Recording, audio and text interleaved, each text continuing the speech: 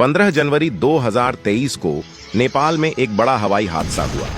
काठमांडू से पोखरा जा रहा यति एयरलाइंस का विमान ATR 72 टेक ऑफ के लगभग 20 मिनट बाद क्रैश कर गया। उस विमान में कुल 72 लोग सवार थे, 68 यात्री और 4 क्रू मेंबर्स। इनमें से 57 लोग नेपाली नागरिक थे, बाकी के 15 दूसरे देशों से आए थे। इनमें 5 भारतीय भी थे। हादसे के बाद चलाए गए ऑपरेशन में 68 शव बरामद किए गए। बाकी 4 के लिए सर्च एंड रेस्क्यू ऑपरेशन जारी किया गया। वैसे नेपाल में हवाई दुर्घटनाएं कोई नई बात नहीं है। वहां प्लेन क्रैश का लंबा इतिहास रहा है। 1946 से अब तक 68 हादसे दर्ज किए जा चुके हैं। 15 जनवरी की घटना हताहतों की संख्या के लिहाज से तीसरी सबसे विभत्स घटना है। तो आइए समझते हैं यति एयरलाइंस के प्लेन के क्रैश होने की पूरी कहानी क्या है, नेपाल में हवाई हादसों का क्या इतिहास रहा है और नेपाल सरकार इनसे सबक क्यों नहीं लेती। पोखरा नेपाल का दूसरा सबसे बड़ी आबादी वाला शहर है। काठमांडू से उसकी दूरी लगभग 150 किलोमीटर है। प्लेन से ये सफर लगभग 25 मिनट में पूरा हो जाता है। सड़क मार्ग से ये दूरी थोड़ी बढ़ जाती है। इसमें समय भी ज्यादा लगता है और सड़क का रास्ता थोड़ा थकाऊ और खतरनाक भी है। पिछले कुछ सालों से नेपाल के मध्यम वर्गीय परिवारों में हवाई यात्रा का क्रेज बढ़ा है।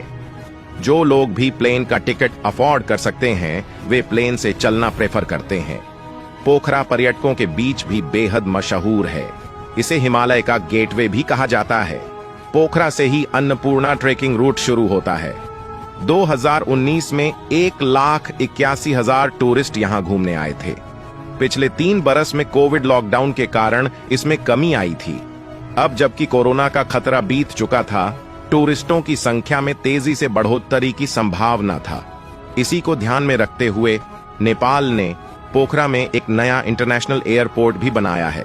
1 जनवरी 2023 से ये एयरपोर्ट शुरू हो गया था। 15 जनवरी को यति एयरलाइंस की फ्लाइट संख्या 691 इसी नए नवेले एयरपोर्ट पर उतरने वाली थी, लेकिन विमान एयरपोर्ट के रनवे पर पहुंचने से पहले ही जमीन से टकरा गया। हादसे से ठीक पहले के एक वीडियो में विमान को तिरछा होते देखा जा सकता है। उसी वीडियो में जबरदस्त धमाके की आवाज भी सुनाई देती है। एक चश्मदीद गौरव गुरुंग हादसे के वक्त अपने घर की छत पर खड़े थे। उन्होंने प्लेन को क्रैश होते देखा। उन्होंने बताया कि प्लेन हवा में तेजी से घूम रहा था, फिर वो नाक के बल जमीन पर टकराया और घिसटकर खाई में जा गिरा। इसके बाद प्लेन में आग लग गई। स्थानीय लोग दौड़कर हादसे वाली जगह पर पहुंचे, लेकिन वहां का माहौल इतना विभत्स था कि वे चाहकर भी पास नहीं जा सके। मौके पर सबसे पहले पहुंचने वाले लोगों में विष्णु तिवारी भी थे।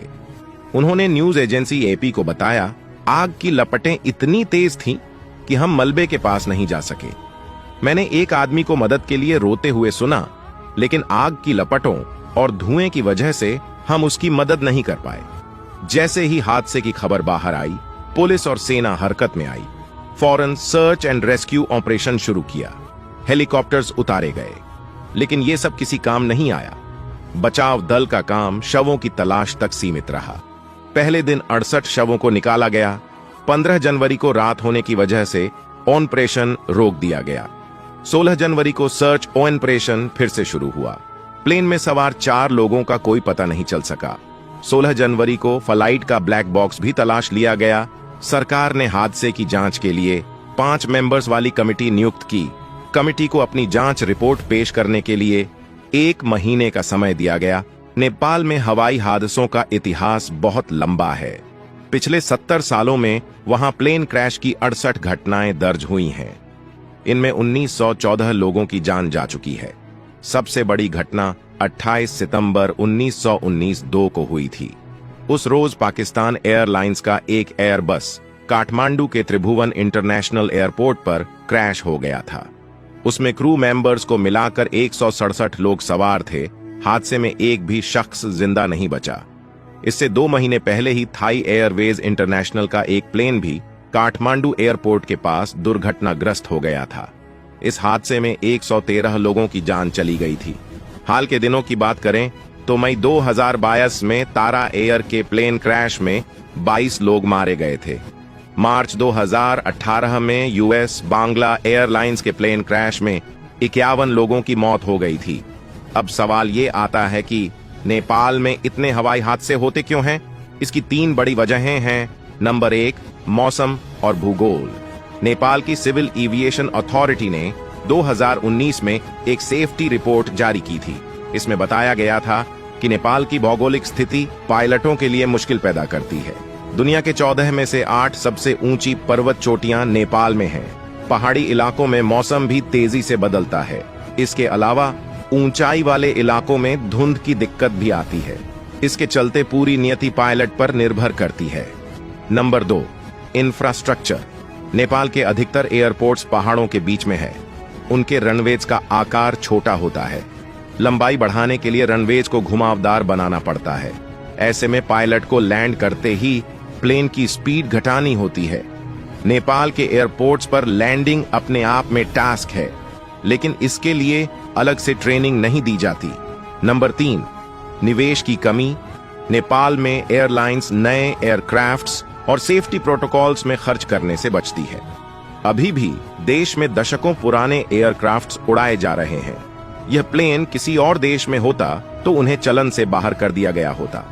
2017 में इंटरनेशनल सिविल एविएशन ऑर्गेनाइजेशन ने नेपाल सरकार के साथ समझौता किया था। इसके तहत ICAO नेपाल के सिविल एविएशन को सुरक्षित बनाने में मदद कर रहा है। तब से कई नए नियम लागू भी किए गए हैं। हालांकि उनका बहुत असर नहीं हुआ है। 15 जनवरी को हुए हादसे के समय मौसम साफ था। पायलट ने एयर ट्रैफिक कंट्रोल से किसी तरह की मदद भी नहीं मांगी थी। नेपाल की एयरपोर्ट अथॉरिटी की ओर से कहा गया है कि विमान हादसा मौसम नहीं बल्कि तकनीकी खराबी की वजह से हुआ। एयरपोर्ट अथॉरिटी की ओर से यह भी कहा गया है कि विमान के पायलट ने ATC से लैंडिंग के लिए परमिशन ले ली थी।